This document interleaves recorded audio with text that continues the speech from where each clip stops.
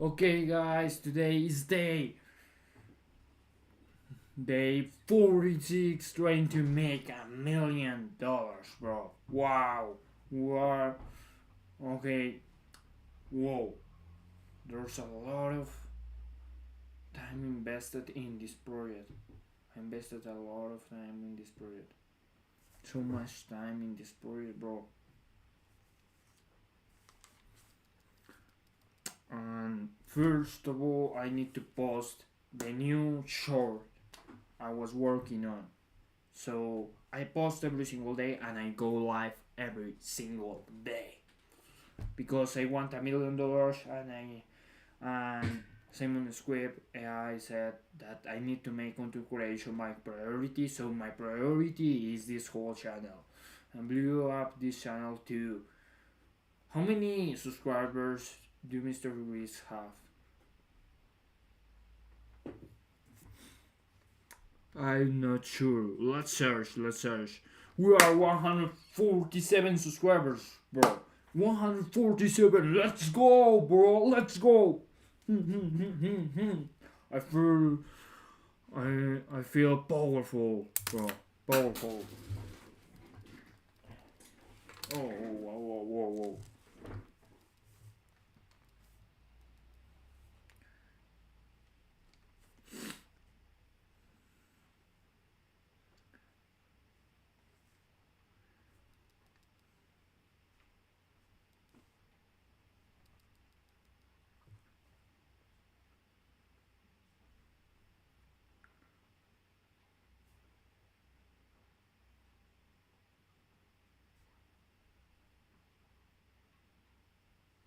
Okay, I'm going to post the new video.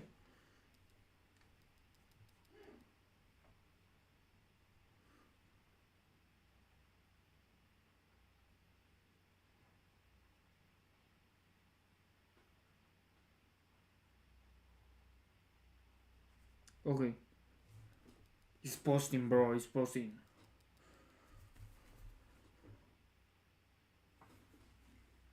I'm posting the new video. Let's open YouTube and post this video on YouTube, bro. On YouTube. And you may be wondering, you might wondering how I plan to make $1 million in just 319 days, bro. Because I have on just 319 days to make $1 million. So what's the plan? What's the plan? What's the plan? Ho ho ho. We're gonna discuss that. Discuss that. But first, I need to post a new video because I need to be consistent. And another thing Simon and I said was that I need to be consistent. So that's the reason why I post every single day without failing. Zero viewers for now, but not forever. In the future, I will have 1 billion viewers. I know that. 2 billion, 3 billion, 4 billion, 5 billion. The entire planet. Okay. I want to go to the moon, so probably for that moment I will have the entire planet watching my stream because I want to do a stream on the moon, bro. A stream on the moon. Let me post the new video. So after that, I need to know what's your opinion about the new short I upload.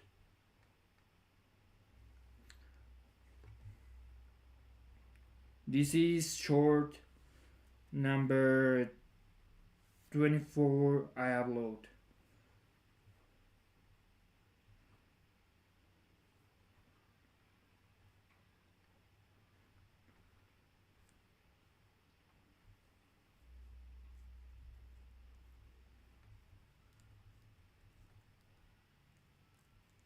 Okay, but what do I prepare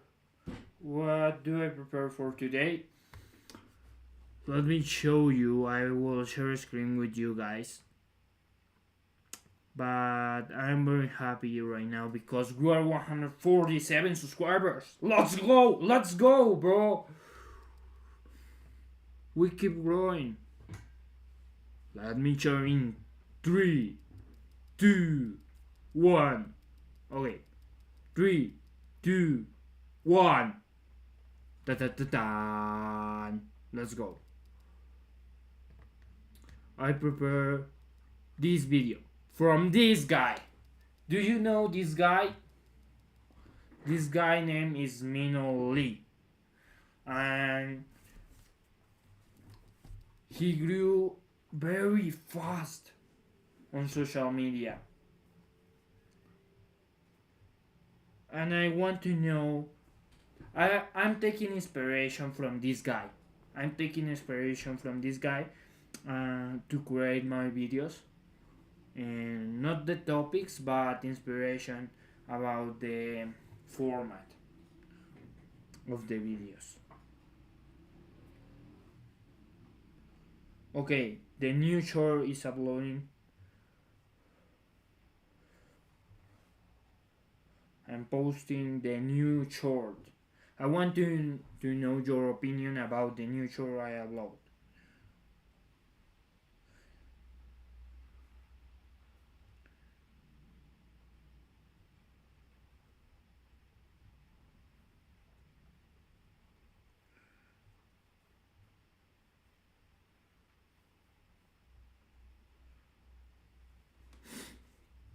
Okay, let's go guys, let's go.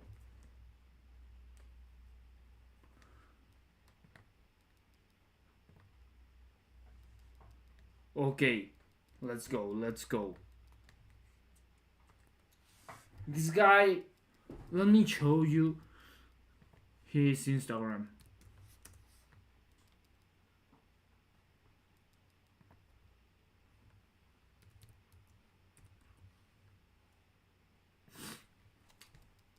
$518,000 followers.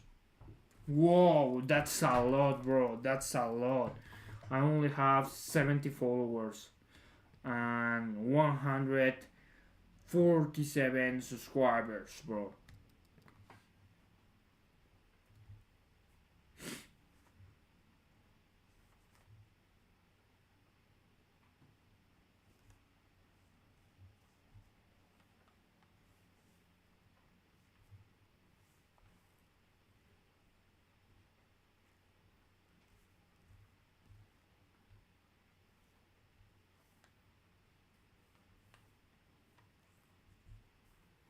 Wait a minute.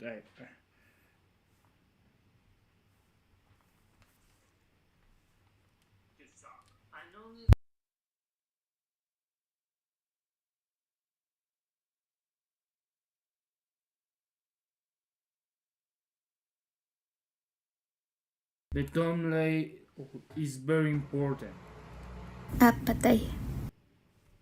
for the videos. Today's guest. Let's watch the video while I post this.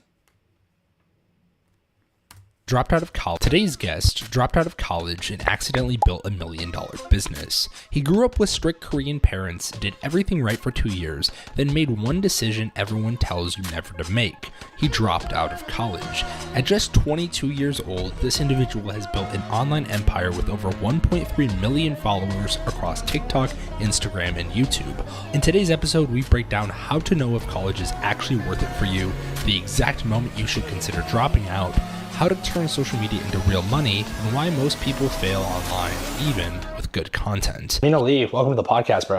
Yeah. So the question is what I'm failing, right? The problem is my content. My content is good. Is good enough or not?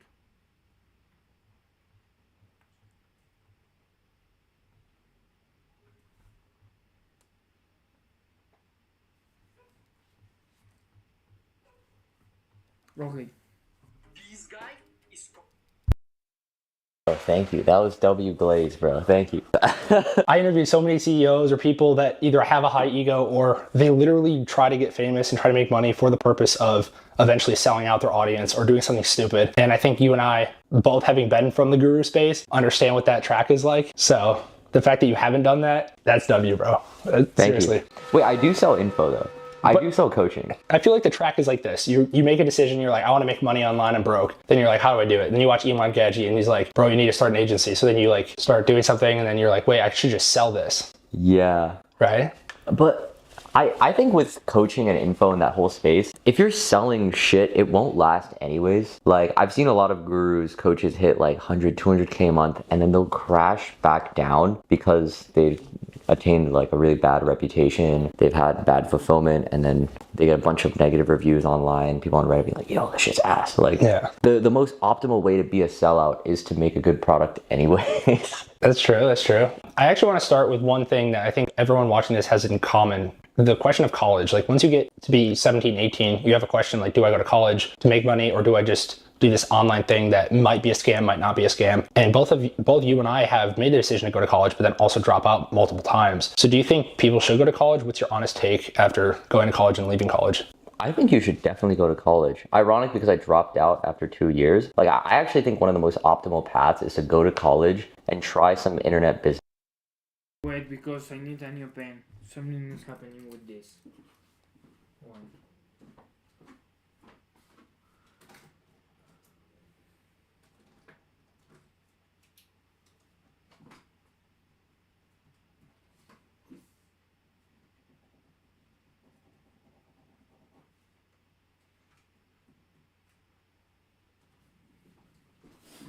And also I need this Sharpie right here.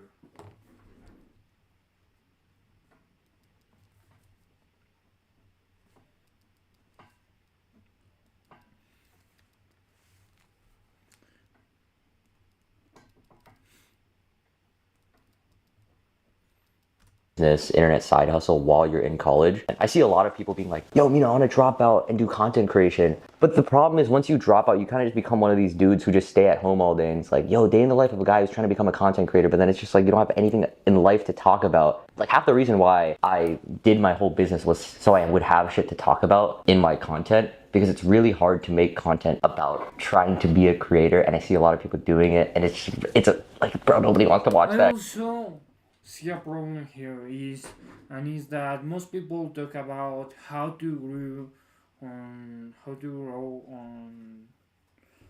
how they grew on social media and how to grow on social media, how you can grow your channel to 2 million followers, even though they have only 30 followers, bro, and have no sense. It's have no sense. It's not relatable either. And I think college is a great way to also have a relatable life. My best, most viral videos were me studying for exams. If you're in college right now and you do want to eventually drop out, bro, rip this exact video format. Every single one I've put on this method, they get 1 million views. And it's a great way to like jumpstart your career on Instagram Reels or TikTok. Is it possible to ace an exam studying for 1 hour, studying for 12 hours, whatever? Make a video cramming for an exam, juice the shit out of your grades and your school because it's the most relatable topic that you will not be able to utilize once you drop out. And I clip farmed pretty much every single one of my exams in my last year of college and I got probably a cumulative like 30 million views. TikTok's creativity program too is paying, so I probably made like $10,000 from that as well. Just for being a college student. Like if I was in college right now, I actually think it's also one of the like best things for marketing because you're like, yo, I'm doing all this online stuff and I'm in college. You become so much more relatable. Yeah. Whereas once you drop out, then you have this perceived, yo, like this dude's like very so out of touch. That when I dropped out for the first time, it was like a year being in college. I'd already read every single self-help book out there and I was like, okay, I'm done with college. And what I thought was going to happen was I was going to use my business and then be like the cool guy that wasn't in college. But what I became was like this disconnected person from society this 18-year-old who wasn't in college, maybe making like 10,000 a month, but no one could relate to me. I wanted to go on trips. And Renzo even says this in his videos. He's like, the craziest thing about making money online is I can go anywhere I want, whenever I want, with whoever I want, but there's no one to do it with you. And then you're just alone in an apartment anywhere in the world and you're like, dude, this sucks. So then you go back to college. So yeah, it is. I would definitely say like your biggest videos that I've ever seen had nothing to do with how to make money online, how to be a content creator. It was always just super viral, relatable stuff like the arcade video or cramming for midterm exams. Is that what you did? You went back to college because you got like bored and lonely? Dude, yeah, 100%. When I was 18, I grew a comedy account, a meme account, making like pure skits to around like 900,000 followers. So that's where I started my gap year. And I was like, yo, I'm going to become an influencer. And I pictured this LA lifestyle. And then I left school, and a month in, I was trying to make comedy videos, staying alone in my bedroom, like all day, not seeing anybody. And I just had no ideas. And this like funny muscle that was always getting trained while I was at school because I was hanging out with friends, just didn't have any inspiration. Yeah. So I decided to just completely scrap the account and restart from literally 0 followers on a self-improvement page.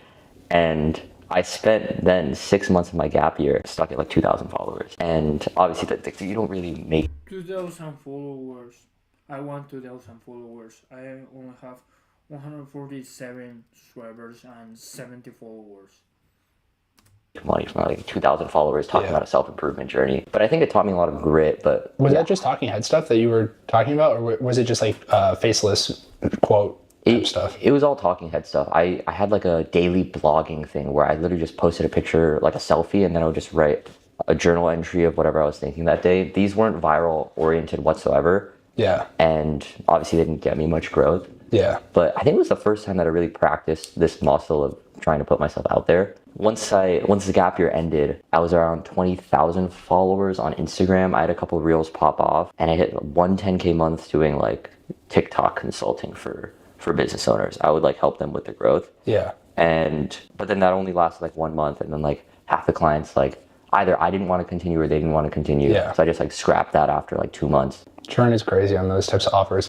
Yeah. I mean, it's also like, honestly, I just didn't really want to do it. Like, if I really think back, I was pretty lazy and I was not like really hands-on. I just kind of want to be like the ideas guy and the feedback guy. But I think a lot of business owners need like people who are doing like, it. Yeah, more involved, helping out with like editing and stuff. Yeah. Before we get into your brand and like the time when you started to really go viral, I want to ask this question. When is a good time, in your opinion, for somebody to drop out? Is there a catalyst that somebody should use to be like, okay, it's time?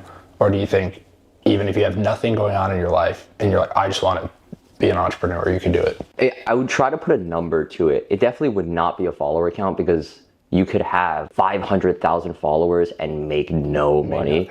Yeah. And there are so many influencers who make literally like $1,000. They do one brand deal for like a fucking, I don't know, like gambling app or something. That's all these gambling, like RainBet Mines. Yeah, low-key they actually print, like RainBet pays hella, bro. Like You should sell out to RainBet. No, I'm just kidding, don't do that. You know what it is? If you've hit 5 to 10K a month 3 times in a row, I actually think that's a way bigger indicator than, let's say, hitting it once or hitting one big month. I think that's 5 to 10K a month 3 times in a row. I actually think that's a way bigger indicator than, let's say, hitting it once or hitting one big month, but then making nothing the next month, because the whole point of being able to drop out and sustain yourself is consistently making enough to pay rent and food, right? And as an influencer, I would do brand deals for like $2,000, $3,000 doing skits, and I would have 1 month where, oh shit, I made 5K. Yo, like, I'm about to print. And the next 2 months I make nothing. And it's so common to see that. So I would say being able to consistently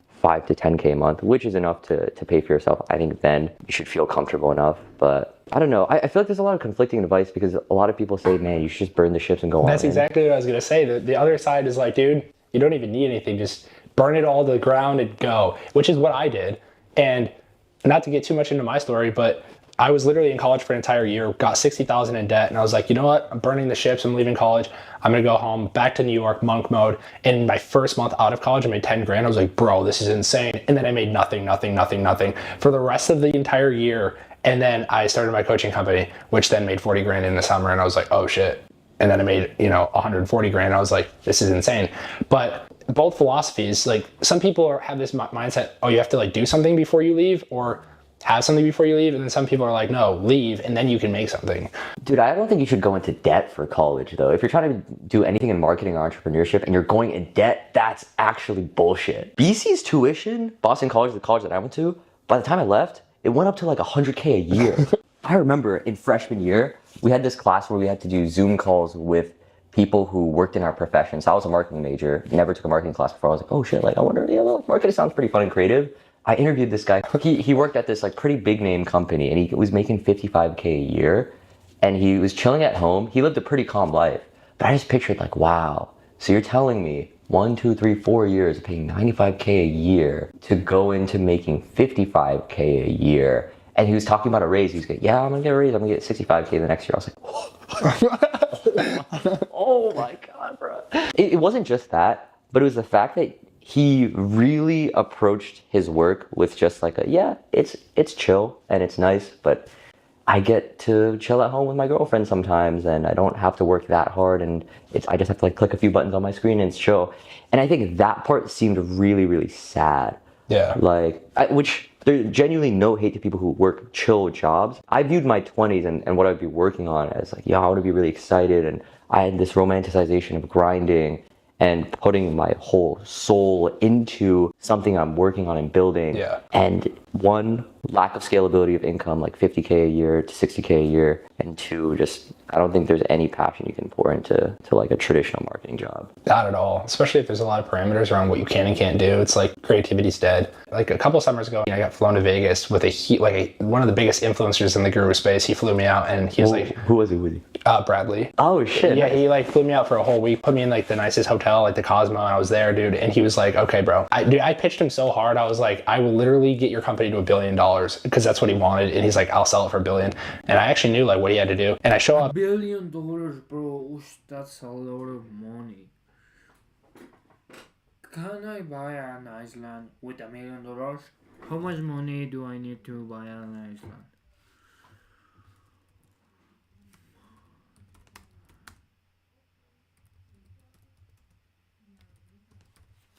Oh yeah, let's search. Private island prices can range dramatically from as low as $500,000 to upward of $75 million. Whoa, bro! If I want an island for myself,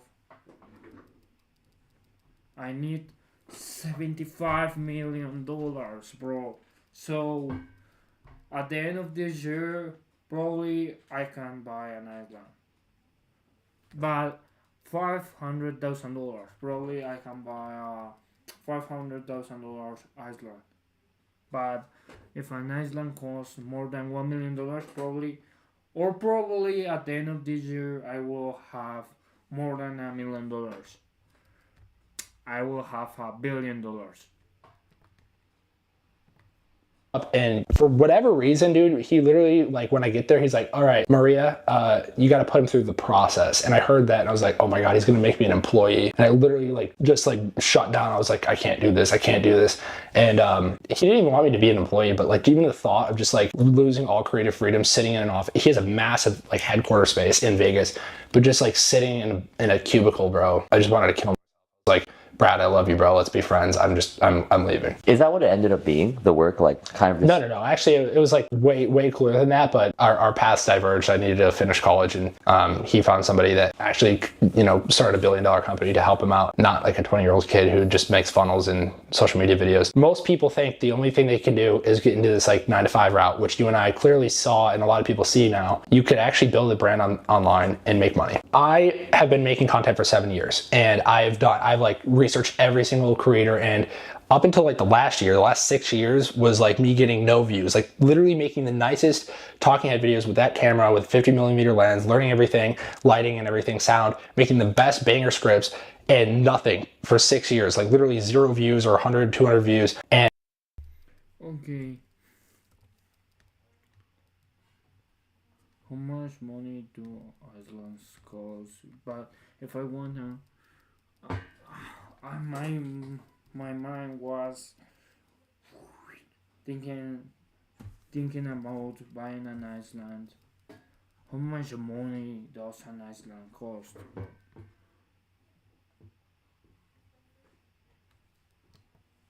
Shopping. Oh, bro.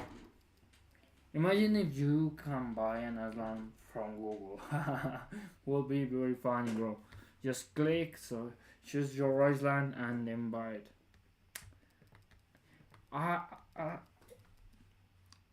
Let's open eBay. People sell stupid things on eBay. Iceland.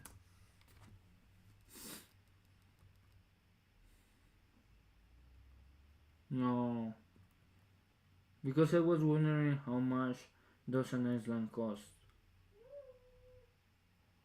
How much Icelands cost?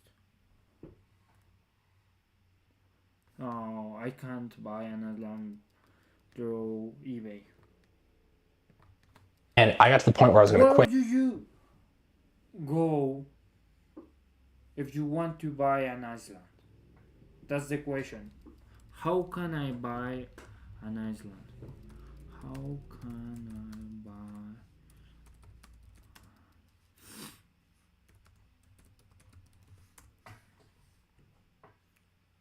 Private Iceland in for sales and rent.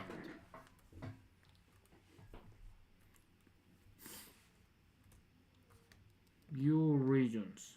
Asia. For sale. We'll search.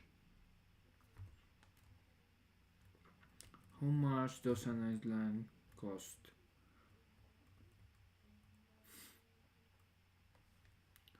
Ooh, this is like a whale. Looks like a whale. Okay. Price $160 million. Wow, that's a lot of money. Look at those 0, 0, 0, 0, 0, 0, 0. How many zeros? 1, 2, 3, 4, 5, 6, 7. 7 zeros. Whoa, that's a lot. $160 million. Whoa. Wait, and then I discovered your content a couple years Now my question is, that's a legit page? I don't know. ago. So then I started like replicating your style, minimal captions on the screen, B-roll, having a really strong hook, and still nothing. And then I'm like, fuck, dude, I'm gonna quit. And then I started a Rage Bait account, and that literally got 12 million views in like a month. So I was like, okay, I'm back. And since then, I've gone viral very consistently. Meanwhile, you're here, and it's almost like effortless for you to go viral. And I guess like the question is, seeing somebody like me who's like struggled for so long to make videos, and then you who seems to effortlessly just explode and be loved by everyone. And we're kind of the same age too. I'm 22, you're 22, yeah. Yeah, so we're literally the same age. My question is like, what is the difference? It's not a level of volume, because I've probably posted more videos than you, low-key, because like Hormozi is like volume. So I'm cranking out 5 videos a day. And I don't know if it's quality, because I have a really nice camera. So what do you think the metric is to really define like what goes viral, what doesn't go viral? One instant thought is, as much as Hormozi gives very solid advice about business stuff, I don't think his content advice is very good. No. I actually think it's pretty odd. And the reason why I say that is because, yeah, volume matters, but Hormozi, when he started content, was already like, had a 50 million net worth or some shit. Just post videos of yourself talking and people are gonna listen to you. Well, that's not gonna happen as a 20-year-old kid. Yeah. Like, nobody's gonna listen to me, right? And I still think that way, because it's all competition, some shit. Just like, Metric is to really define like what goes viral, what doesn't go viral. one instant thought is, as much as Hormozi gives very solid advice about business stuff, I don't think his content advice is very good. No. I actually think it's pretty odd. And the reason why I say that is because, yeah, volume matters, but Hormozi, when he started content, was already like, had a 50 million net worth or some shit. Just post videos of yourself talking and people are gonna listen to you. Well, that's not gonna happen as a 20-year-old kid. Yeah. Like, nobody's gonna listen to me, right? And I still think that way, because it's all competition, and I can't compete in any single sector of advice and win purely based on my knowledge. I am like way too stupid to do that. And I think it's gonna take me like 5 to 10 years to reach any sort of like actual industry reputation and knowledge to be able to compete and make like pure value-based content. So when Hormozi says post daily, give value, and it's all reps, that was the case for him and maybe his like 30-year-old colleagues who had already exited. Okay, probably what Minu is trying to say is that volume only matters when you build reputation. Businesses, but yo, for like kids, When you, not what you will, when you have a reputation. Probably volume, in that case, volume matters.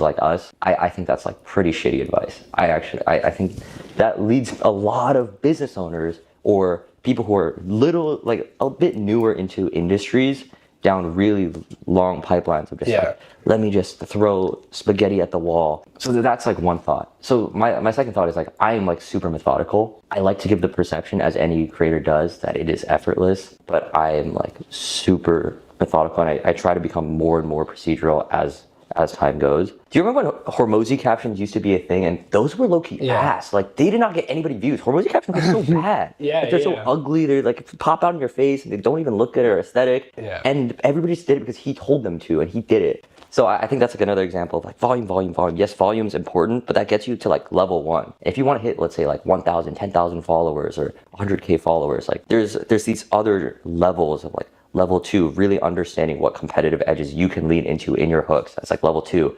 Level 3, then maybe it's a bigger picture series. How are you positioning yourself? Which is really different as a younger person, because in order to stand out as a younger person, you have to play these weird games of like, be the biggest name in the content advice space. But I'm gonna really lean into being a college student, into being Korean, talking about like how big of a gooner I was in high school, because that gives me deeper relatability than like Iman, who was locked in since he was like 15 years old. All of these competitive edges that I think, yes, make me different and make me flawed, those are the competitive edges I need to like double, triple, quadruple down to. My best video in the past week was the hook. Here's how I turned my porn addiction into a money. Dude, I love that. That hook was insane, bro. And okay, so I'll pull this up now. These are all your viral videos that cracked over 1 million, every single one of them. And the stats that I pulled was, you have like publicly on Instagram, you have 559 videos on Instagram at the time of recording this video. And I assume you archive videos because I know you've probably done thousands of videos. But your very first viral that ever hit 1 million views was the No Nut November video, which up until that point, bro, I feel like something clicked in your brain where you're like, okay, fuck it, I'm gonna go controversial here, because like they were like lukewarm videos, and then that video came out and just like, literally, bro, the framing of this video, like tissue box, no Nut November, but the video is a self-help video and it's so relatable, and I can easily understand why I hit 1 million. And then the most recent one is like how I turned my porn addiction into making money addiction. Yeah, it's like not wanting to be perceived in a little bit of a weird way, which I think that's been my biggest journey as a creator. It's like being more and more comfortable with how I'm being perceived. So like that thumbnail right there of me shirtless, like that made me really deeply uncomfortable to be just like seen that way. Like, that's fucking cringe. Like, who am I thinking I'm like fucking Hamza doing the shirtless video? Or the tissue shit, like that's hella grotesque, and hella shorty's gonna see my page and be like, yo, I do not want to talk to this kid. And I was like also a virgin kid who never talked to a girl ever in my life at that time. So it was like extra bad because I really wanted to be perceived as like a attractive dude who girls could like. And I had to throw that away to make those videos. Yeah, dude, it's insane. I feel like there has to be this chasm that humans cross, because one piece of advice that Hormozi has that's like pretty good, and I think he recycled it from somebody, but it's like, if you want to get somewhere that no one's been, you have to do stuff that no one's done, which requires you to shut your brain off from doing things like, oh, I'm gonna make a video about porn. Dude, everyone watches porn. I don't even care if you're watching this video, I don't do it. Bro, you're gonna watch porn after this video, bro. Like, everyone does it. It's saying the unspoken things about the truths about the world that is ultimately like why people like Tate went really viral. And I mean, I think you're like the more mild version of it. You don't like go straight into like, you're addicted to porn, but making a video about that, like, dude, a lot of people think and be like, wow, that's so smart, but I would never do that. And that's why they don't have millions of views and you do. So it's kind of interesting. I think it's a repeated process of just stacking that every single day and trying to ask myself, what am I comfortable with sharing or filming that other people won't? Like a study video, I knew, because I didn't really care about school, that I could really, I was fully capable of failing an exam because I was going to drop out of school. So I was like, okay, fuck it. Let me actually study 1 hour for an exam. Yeah. Got 12 million views. That video, and I don't know if you reposted this one, your first time doing the midterm exam one. You guys can't. Probably in this video would be a good idea to show what is happening in the computer. What they are watching is the question because we're talking about different videos of Mino, but I can watch the videos with these two guys because I only see these two people talking. See the screen, but Mino's just sitting in the study hall and there's a clock in the background. But you made another one. Was this a separate video, or did you repost the same one? No. I ripped that format like 5 times, and then I've translated it into different niches, different styles and niches. Like, is it possible to learn a backflip in 1 hour? That video also got 2 million views. Is it possible to build a product and make $1,000 in 1 day? Build a business in 1 day. You did that one too, right? Build a business 1 day. Every single time I've done an Is It Possible video, like it's high key method. Yeah. 1 million views. It's low key hella broken. Yeah. It's also interesting, like I'm only like pointing out the really good videos. You have 35 videos on Instagram that have cracked 1 million views, but you also have it's not like you didn't try for other ones and then these ones did well. All your videos are really good. Like I have my personal favorite video you've ever posted in your entire life is this video. And this video got like 35K views. Caffeine addict. Bro, this is like such a funny video, bro. Yo. But like no one watched this, bro. Inside the cells, that looks like coke. 100 milligrams of caffeine in this bottle right now. Alright. I watched this today at the airport, bro. I was like, This is actually a certified personal trainer, but it's gonna help you get jacked. This is gonna help you get super jacked. This is me. bro, this is like the cuts, the timing, but that video didn't go viral. So like, it's not like you don't make bangers all the time. You're always spitting out bangers, but what do you think like defines like a video that hits 1 million versus like 35K, even if they're both really good videos? I actually highly encourage everybody watching this to do this. If you do make videos, go sort your videos based on most liked to least likes and look at the patterns between the least likes videos. And I did that the other day and I created a list of 7 things to avoid in my own content. The biggest thing was my wording was too niche in all the videos that didn't do well. And I think that kind of applies to this video, 35K views talking about caffeine addiction. Like, I don't think it really hit, I guess, a relatable pain point that reaches like a lot of people. Don't you feel like a lot of people like drink caffeine though? But I think it's the way of wording it. Like, it's the small nuances. Instead of like maybe say coffee because more people are addicted to coffee. What was the exact hook for that video? I think I finally found someone who is more addicted to caffeine than me. On caffeine. Oh, is it possible to overdose on caffeine? Oh, well, that had nothing to do with the video. That not really anything to do with the video. Is it possible to overdose on caffeine? I actually made a video with that exact hook that got 1 million views, but I actually did OD on caffeine and I puked in the toilet later on in the day. Because I double scooped like 400 milligrams in the span of like 2 minutes. That video actually got 1 million views. It got me on the news. Wait, got you on the news? Yeah, it was like a Business Insider article. Wait, you got Business Insider, really? Yeah, for puke, and the picture is me puking in a toilet. It was bad, but I got on Business Insider, so it was kind of cool. Wow. But yeah, I think there's a couple of reasons why video won't do well. That one is just the hook didn't match the video. I guess that is a pretty decent hook. A lot of people slap on a hook just being like kind of rage bait hook, but the video has nothing to do with the actual hook. But the biggest pattern for me is whenever I said the word content creation advice, the videos just tanked. And I thought about it, I was like, yeah, well, would a 10-year-old care or even know what a content creation is? Not really. Yeah. Like maybe they care about being a YouTuber. Ooh, I want to be a YouTuber one day. Content creation,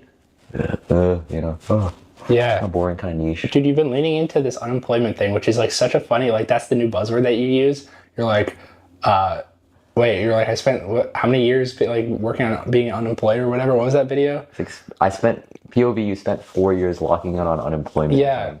which is like, dude, it's so genius. And for people that don't even make videos and you're like, I want to be a content creator, you don't understand the power of just one different video or like one different word. In the online space, everyone has a unique mechanism. This is like super goated stuff. I'm not gonna say Renzo. Iman Gadzhi has SMMA. Eddie Cumberbatch has growth operating. Like Brett Scales has freelance brand scaling. You just literally take the thing that you just substitute the word social media marketing for a different word that you're associated with. You times this unique mechanism, that's your business model, and everyone knows you as the guy who does this thing.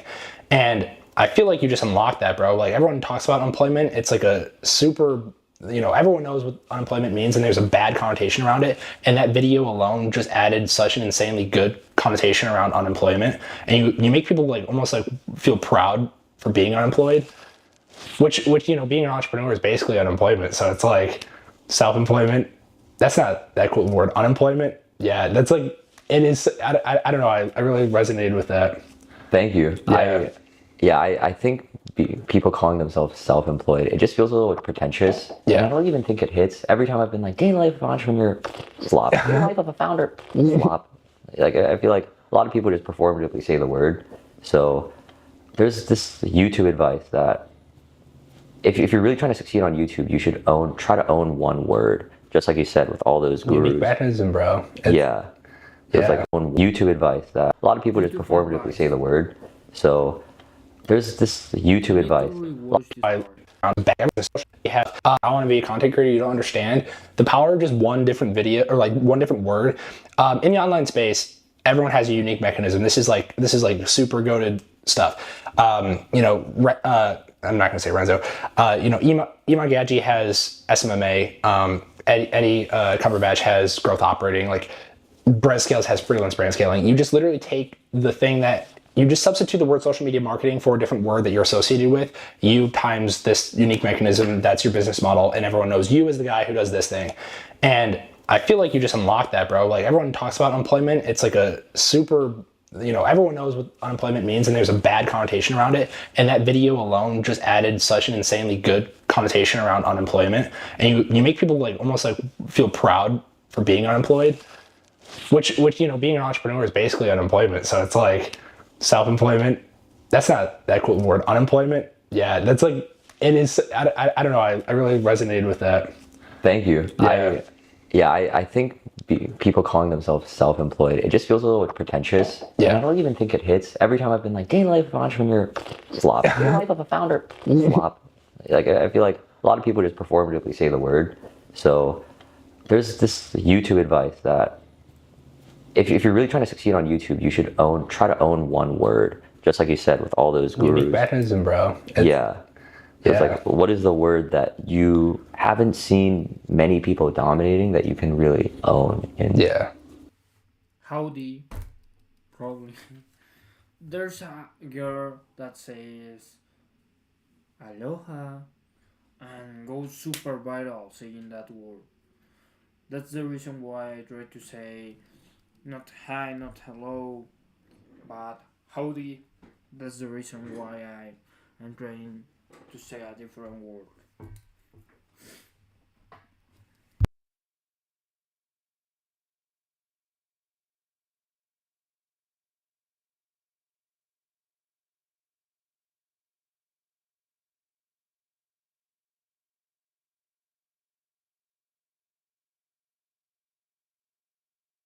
Super important. If you want to succeed on YouTube, try to own one word. On YouTube. And it's not like you have to build out like a whole business model. And this is if you want to become a coach. Everyone recycles social media marketing. It's all like, oh, I'm going to do performance marketing for brands. I'm going to help you blow up. But instead of saying social media marketing, because everyone's already tapped into that, you just create something. So like my thing was when I was a coach, just helping businesses make websites and funnels, but it's literally social media marketing. I don't do anything different than Iman does. And would you say you have a unique mechanism? Would you say it's like content marketing, or what do you think your word is, bro? No, actually, I think I'm missing that. And I think if I had a word that I could own, it would be really good. I don't. And yeah, like Renzo has this thing. I feel like he's so known for just saying the word, like comment the word cash. But I don't know what his unique mechanism is. right now, I mean, his business's name right now, I believe, is Drop Service. Drop servicing, yeah. Okay, that's his unique mechanism. He didn't spam that word in the videos. When you think of Brez, Iman, like they will say the word multiple times in the videos or put it in the title thumbnails. Yeah, maybe that's like your key unlock for the next level. Here's the next question. So you have an insanely big audience, and I relatively have a really small audience, so I'm more relatable to people watching this video. Somehow at 22, I've been able to make 160,000 with only like 2,000 followers on Instagram, and all of my every dollar I've ever accumulated in my entire life has come from my social media page. And there's only 2,000 people on my Instagram. I have 2,000 people on my YouTube. I have 2,000 people on my TikTok. So 6,000 followers cumulatively across platforms, made 140 grand or 160 grand. That's insane. Cash collected. And now you've made like close, if not over $1 million with 500,000 followers. And we talked earlier, most like influencers have 500,000, they don't even make $1,000. For somebody watching, they're like, dude, I can't make money because I don't have a lot of followers. I think that piece of advice or that line of thought is totally skewed. And I've just proved it by saying I have no followers and I make a lot of money, and you have a lot of following and you make a lot of money. So what's the thought or like the distinction? Like, how do you, now that you have such a huge following, how do you utilize it differently than somebody who might not have any following, if that makes sense? 100%. I know what it's like to be on both sides of the coin. I have a TikTok account with 900,000 followers, and it's in the niches of comedy. And cumulatively, I think I've made maybe $20,000 from that across TikTok views and brand deals. And I also, like, I'm pretty sure I crossed that amount made having like a different TikTok account that was more niche with like 20K followers. I would say, I think a lot of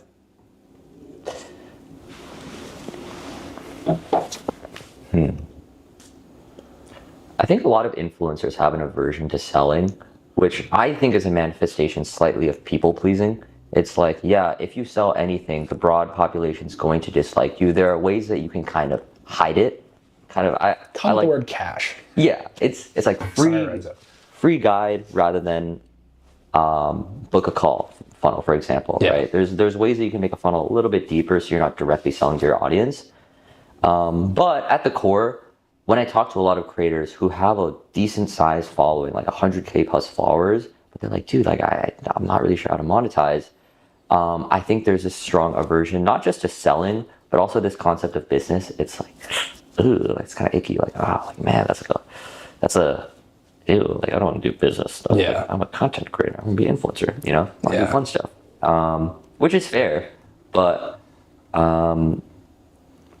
I think I've taken so many principles from the info space, a space that so many people dislike, and then I've taken those principles into the way I want to like market myself and be perceived, which is do it a little bit more subtly, but you still need to learn the classic fundamentals of sales, sales calls, web, like landing page building, headline copy, VSLs, like all of these skills are still skills you need to master if you do want to sell anything. Yeah. So I think a lot of people they swing way too far into one end of the pendulum, which is like, if I ever sell anything, I'm going to be hella hated, disliked, and I'm just going to be canceled off the internet. Yeah. It doesn't actually happen, but it's really easy to be terrified of that.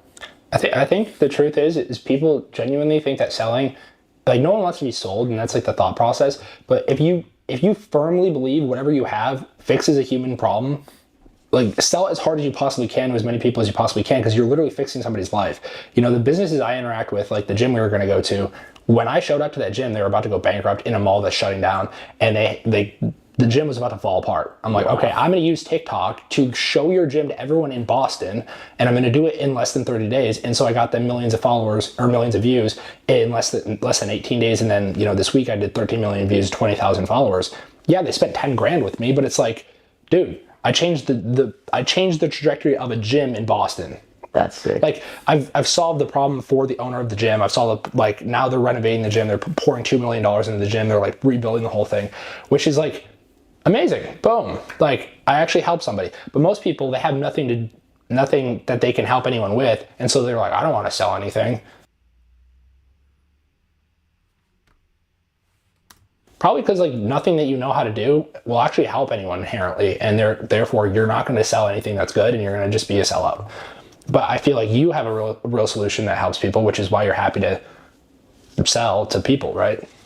Oh, this is another thought. Like you have to be able to experience being a really shitty business owner who sells shit products in order to eventually make good products. I think that's a controversial opinion because people don't want to release something bad. So I talk to a lot of people, it's like, they probably could, they want to eventually start coaching or something. Yeah. But you have to experience being shit at coaching in order to be a good coach.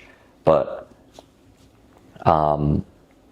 let's say you're selling somebody for like 10 grand and you're not sure, I don't know if I could deliver.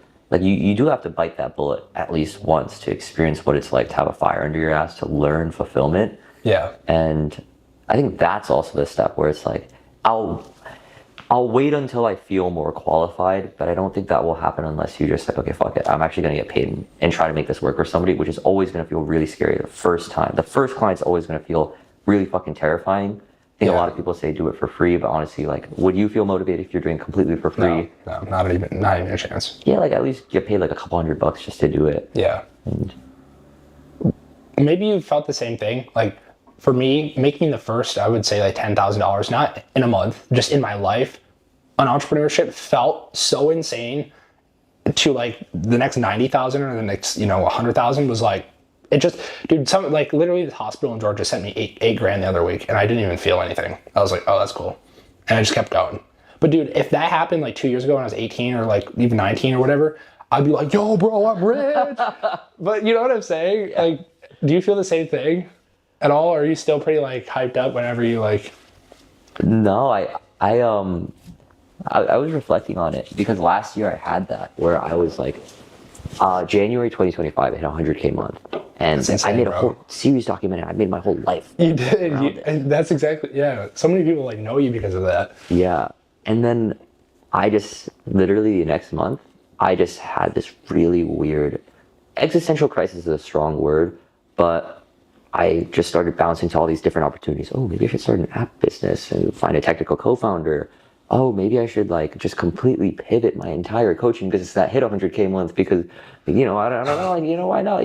And I think at the core, it's because I was hunting dopamine, and the dopamine from getting a number feels really good, but eventually, like I think it's actually better to desensitize yourself to that, because I think the way I trained my motivation was just, like the reason why I'm doing everything is just so I can see a number on my screen. But that's not how real business works. Like I feel like you have to find joy in actually fulfilling the clients, because once they send you the payment, and if all you care about is the payment itself, then you realistically have no buy-in to actually do fulfillment well. Yeah. Which basically means like you're just gonna start hating actually doing work.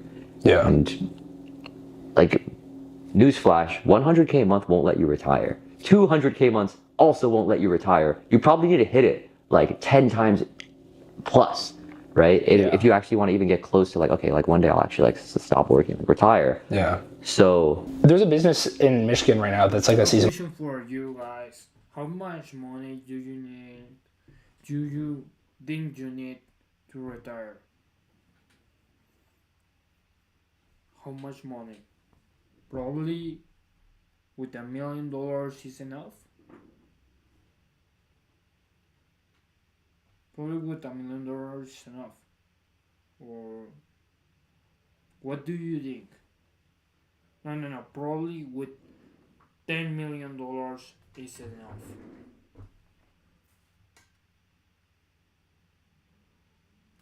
Business, and people are like, wow, 100K is a lot. And it's like, yeah, at our age, it is a lot. This 45-year-old that No, probably with $1 million is enough to retire. that was a client of mine, he has a seasonal business where he makes $100,000 a month selling like GPSs for like snowmobiles, and it's like. But if I want to buy a Bugatti, probably $1 million, $1 million isn't enough. Depends so much on the person, I think.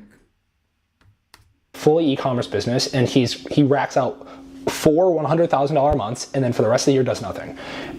Which you're like, wow, that's so crazy. It's $400,000 after taxes, after his employees, and after like paying all this stuff. He's maybe left with like $90,000 or $100,000. Alex Becker made this really good video comparing business to a video game. A lot of people treat it like they treat a video game like Legend of Zelda, where you're sprinting to finish the game, but then once you actually finish all the levels in Legend of Zelda, and you've unlocked all the characters, like little trinkets and stuff, then you're kind of just riding around on the horse in Zelda around a map, like a really big map, doing nothing, and you have no goals left in the game because you've unlocked everything. And a lot of people think that's the reason why they're in business. But let's say you do speedrun your way to a retirement level of money.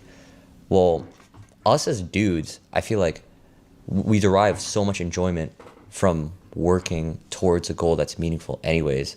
So like, why would you strip that away from yourself as soon as you humanly possibly can?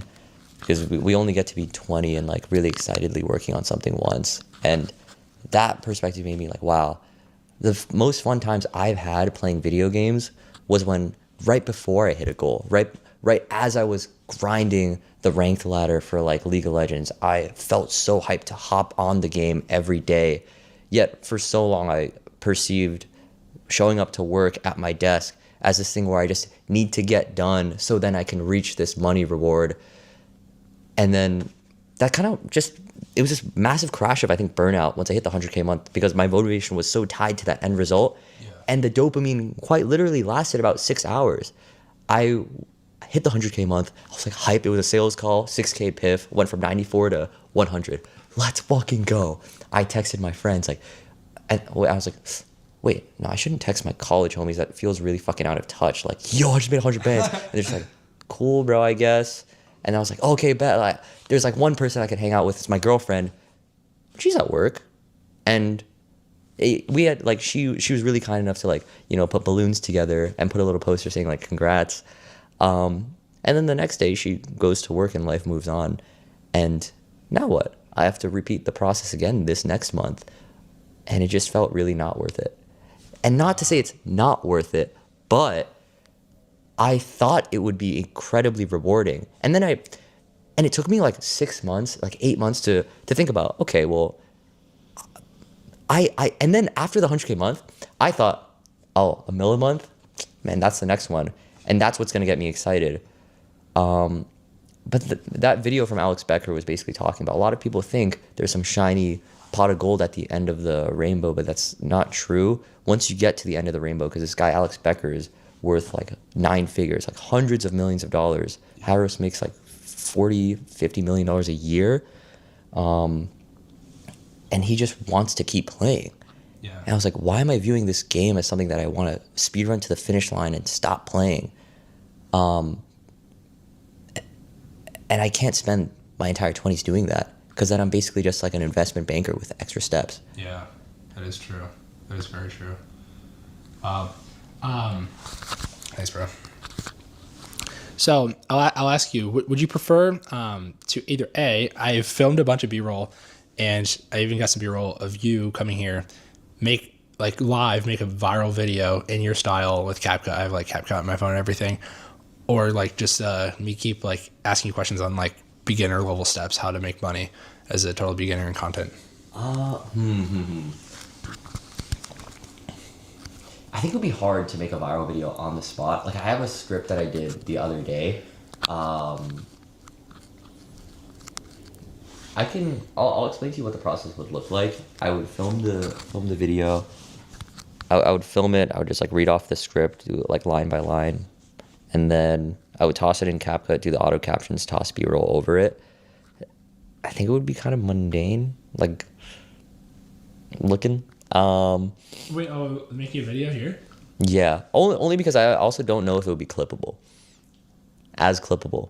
If the hook was something like, well, I don't know what the hook would be, but it's like, this morning I flew across the entire country to do a podcast with a famous content creator, and then like I have like film like clips of me on the plane and like this morning, and then clips of you doing the podcast. And wait, that hook would not hit. No, it definitely wouldn't. But I think it could be a cool exercise to walk through like how to make that hook actually hit.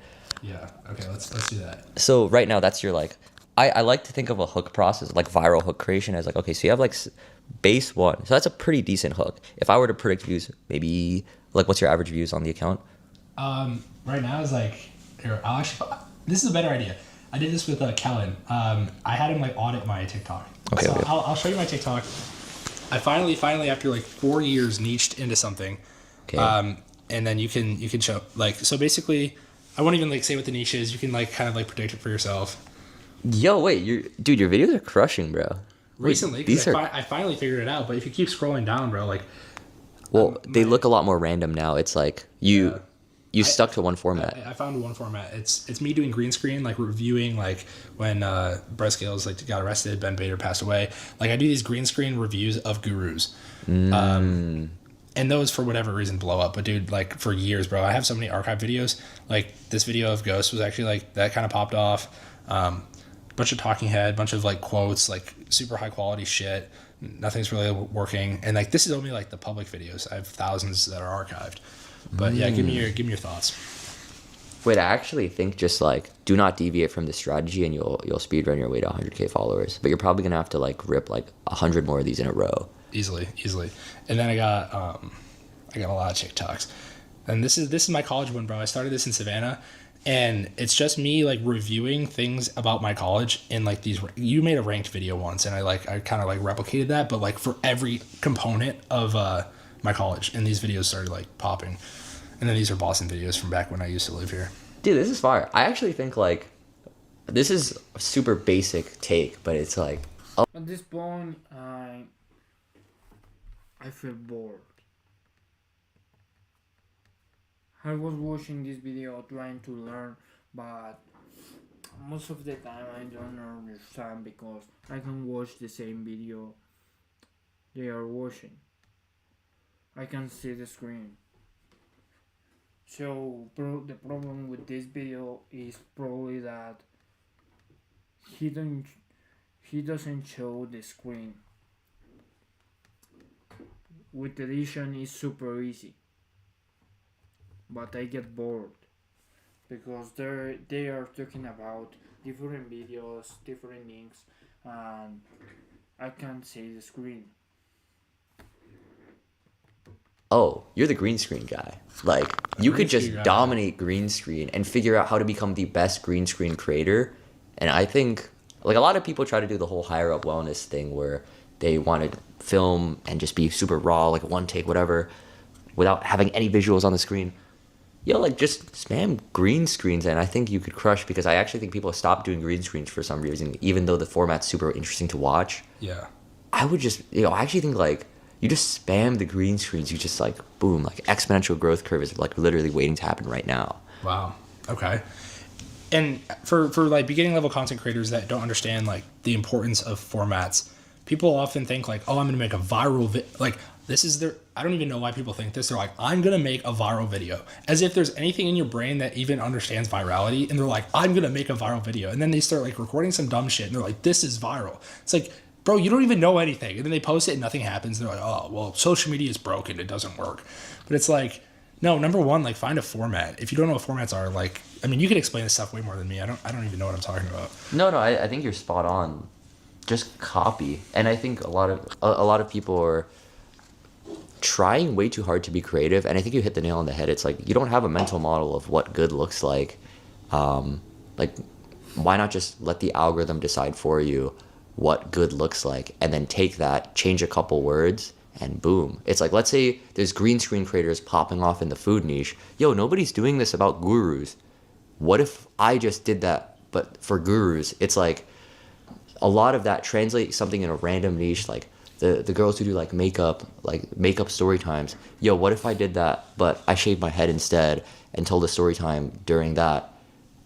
Just, it's a lot of copying, and I think the more and more I've done content, the less and less I've realized that I know, and I just realized like I feel tired and I have 0 followers, bro. What I'm doing, bro? What I'm doing wrong? I don't understand what I'm going to do. Okay, 2 important points from this video. Volume matters if you have reputation, but I also think that if you are starting, volume matters a lot.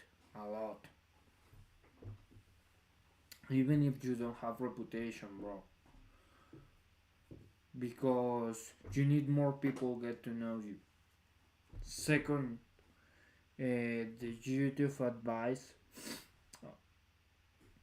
if you want to succeed on YouTube, try to own one word. It's super important. You can differentiate yourself from others owning one word. That's what I'm trying to do with One Life, One Shot, and with Howdy. And point number 3: good time to drop out college and be an entrepreneur. If you hit 5 to 10k month 3 times in a row, it's a good time. It's an indicator. That's the 3 lessons I learned from this video. So I will apply the 3 lessons I learned from this video. I'm trying to own a word. That's what I'm trying to do right now. And I'm making volume because volume matters if you have a reputation, but if you want to build a reputation, I disagree with Mino, because if you want to grow a community or have a reputation, volume matters a lot, but quality matters a lot. And I also learned another lesson. Look at the patterns of dislike videos. Most of the time, I look at the patterns of viral videos, and it's important, but I need to know what not to do, bro. What not to do, because I look at the patterns of the viral videos that have best results, the videos that have best results, and look at those patterns and try to apply it in another video. But probably I need to look at the patterns of dislikes videos. So that's the lesson I learned from today. Probably I will look for those patterns, and with that information I know what not to do. The algorithm is just so good at determining the formats that are winning. Why am I trying so hard to like reinvent the wheel? It's wasting so much like energy for a chance at being original and viral when I can just, the algorithm shows me every day the things that are working. Let me just copy that and then translate it into my niche. Yeah. I think that's it, honestly. And you built an app. You feel free to plug that, bro, if you want, because I feel like it does help a lot of, it like fixes the problem of a lot of things that you have to do to find viral videos. Yeah, I made an app that basically allows you to like put in a link and then like an AI rewrites it in your style based on its data that it saved about you.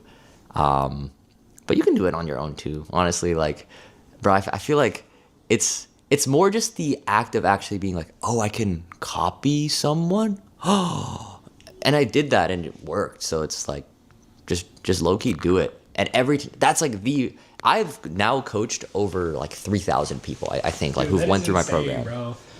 And the winning strategy that I found is like I can try and teach people from first principles. How does attention psychology work? Yeah, it's like maybe helpful in like some edge cases, but like my best success, like the best strategy that I've just told the most people that's worked for, it's copy something. Look on the For You page, find something that you think you could replicate and change a couple words, then do everything shot for shot. Music. That's stealing like an artist.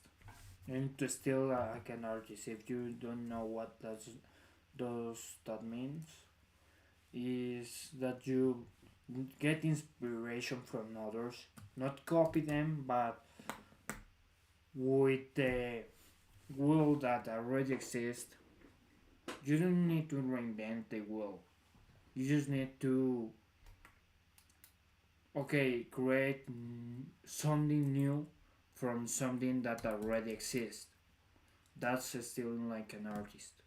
for music, like where the captions are, what the font they use that font. Stop using your whatever like random other like Hormozy font like in your video. When you see somebody using some other font in their video and it clearly the vibe matches because the font needs to match the vibe of the music, and you can try and think of this from first principles on your, or you can just copy somebody who's already figured it out, and TikTok's proved it to you. Create something new from what already exists. That's still like an artist. And right now I'm still like an artist. I search for different formats, different ideas, and create something new from something that already exists. Instagram's proved it to you, and just rip it. And eventually you're gonna reach your own mental model of like, you can make actual intuitive decisions like, no, this color of font is better than this color. But how the fuck are you gonna know that besides guessing if you're starting out? Just copying it. I still, every time that I think like, oh shit, my videos are not doing well, go back to that's step one. That's kindergarten level TikTok science. Is just see what works, study it, literally open up a Google Doc, write whatever script they did, and then ask myself exactly why it worked and how I can change their words to mine. And that's it. And every time I've done that, I've gotten back on track. Yeah. And here's the warning for people, like if you don't do that, and I'm saying this with saving 7 years of my life.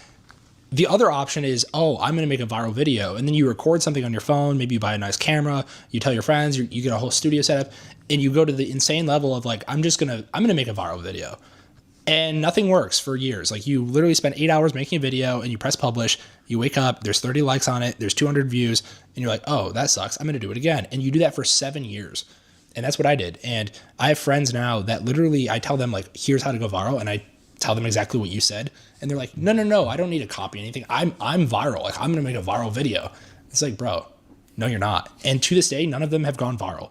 I have a friend and I love him to death. He's a personal trainer. He's been making videos for years and he almost quit. And I was like, dude, I'll make one video for you. And it's going to explode. And he's like, that's impossible. Literally just went on vidIQ, found like the most viral fitness video, refilmed it with him, 150,000 views on YouTube. Boom, first video. He's like, dude, that's crazy. It's like, I didn't make a viral video. I found a viral video and I put your face on it and then I refilmed it. That was like the craziest unlock, is just, you don't have to do all this work to. At this point, I'm really tired. I will stop here. I really want to sleep right now. But let's play Pac-Man before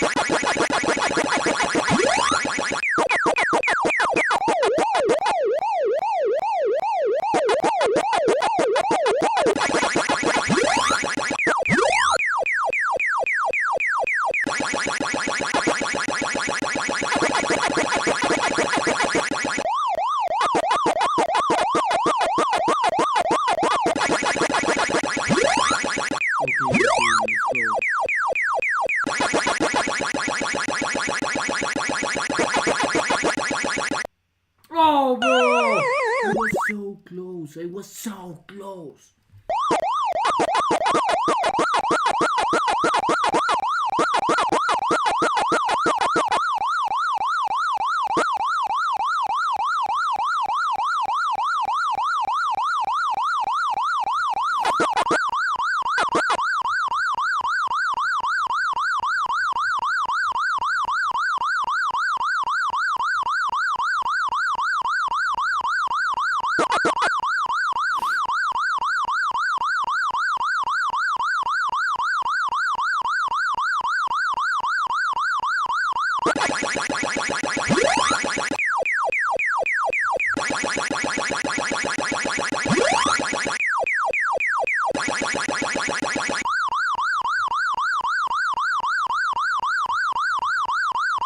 Okay.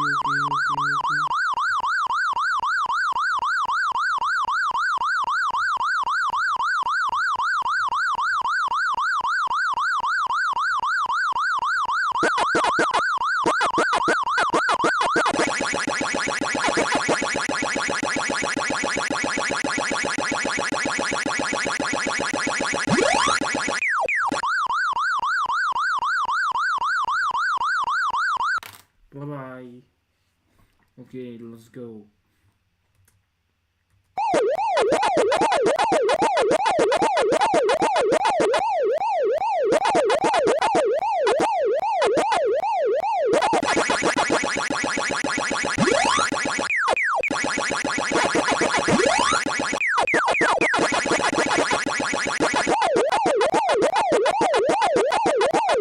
Hey! Are faster than me! Wait, what?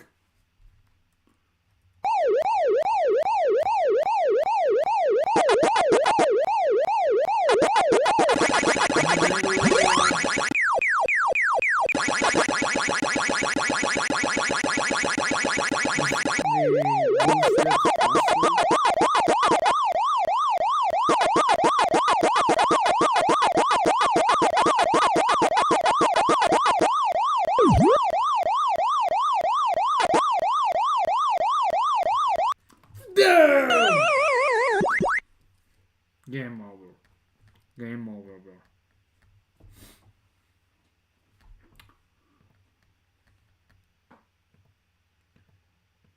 Okay guys, thank you so much for your time. Thank you so much for watching this video.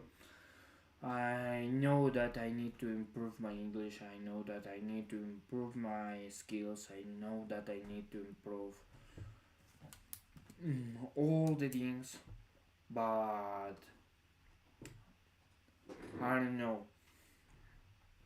For now, I will repeat the same process again and again and again until I become the best viral, the best content creator, and the most viral person on the internet. I will give you the best content possible. So thank you so much guys for being here with me. I really appreciate that. See you tomorrow. Today was day 319 trying to make $1 million. Okay, no. Day 46 trying to make $1 million. But also is day 319 days left, I mean. There are only 19 days left to make $1 million. If you want to watch the process, join this journey. Remember that you only have one life, one shot.